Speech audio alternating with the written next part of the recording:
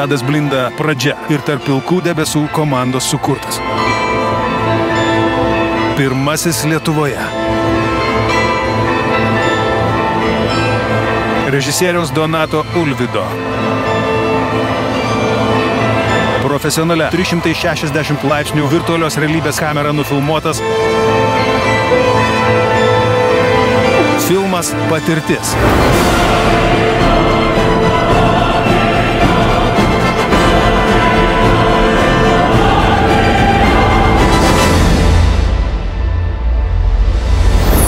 Aš Lietuva.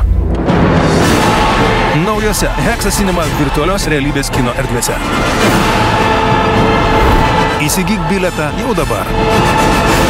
Informacinis partneris TV3.